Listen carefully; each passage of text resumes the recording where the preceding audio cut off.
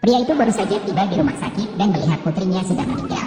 Maka dia menggunakan seluruh kekuatannya dan 3 tahun kebodohan sebagai gantinya, menggunakan ilmu terlarang untuk menghidupkan kembali putrinya. Saat itu, seorang wanita cantik yang sedang dikejar lewat meminta bantuan pria itu.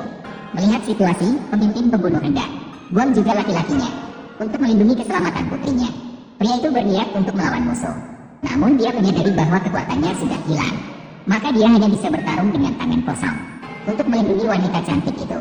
Bahkan dia menahan 2 serangan kapak dengan tubuhnya. Setelah segera menyelesaikan pembunuh, wanita cantik itu segera maju dan berterima kasih atas penyelamatan pria itu. Dan dia memakaikan cincin hitam dari cincin mereka ke tangan pria itu sendiri. Dan berjanji akan memberikan hadiah besar di rumah Su di masa depan. Setelah wanita cantik pergi, pria itu juga sudah sangat lelah.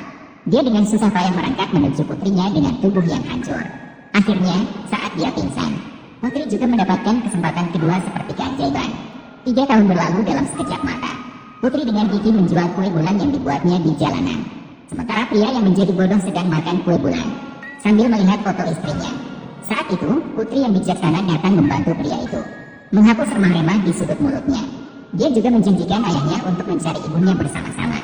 Dan dia ingin menggunakan uang saku sendiri untuk membawanya berobat. Langsung menghitung uang yang dia dapatkan hari ini.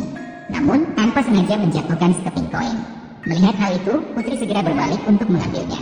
Namun, pada saat itu sebuah mobil mewah melaju dengan kecepatan lebih dari 800 km per jam. Dia datang dengan kecepatan tinggi untuk melindungi putrinya. Pria itu langsung menghalangi mobil dengan tubuhnya. Dan tidak mengherankan, dia terluka parah tertabrak. Dan dari mobil turun seorang anak dari keluarga kaya. Tanpa berkata-kata, langsung menendang gadis itu. Setelah melepaskan emosi, dia bahkan menarik gadis itu untuk membayar.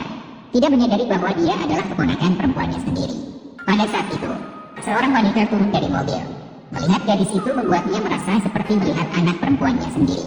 Namun dia teringat 3 tahun lalu ibunya pernah mengatakan bahwa anak perempuannya telah meninggal dalam kecelakaan mobil. Maka dia tidak terlalu memikirkannya. Lalu dia memanggil adiknya untuk tidak menghentikan penandatanganan kontrak senilai miliaran yang bisa menghambat penandatanganan kontrak senilai miliaran. Namun ketika anak perempuannya melihatnya, ibunya yang terlihat sama dengan foto pergi, maka dia mengejarnya. Namun dia dihantam botol oleh paman besar. Mama, apakah kamu benar-benar tidak menginginkan kami lagi?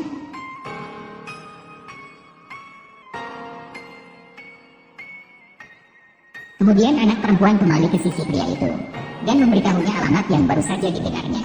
Akan pergi mencari ibu bersama ayah. Sementara itu, wanita itu sudah tiba di tempat pertemuan dan di bawah bimbingan ibunya menjadi tunangan dari pewaris kaya. Dan investasi miliaran kali ini telah menjadi milik kedua keluarga. Saat kedua belah pihak menandatangani kontrak, putri datang dengan seorang pria ke tempat acara. Ibu, cepat selamatkan ayah.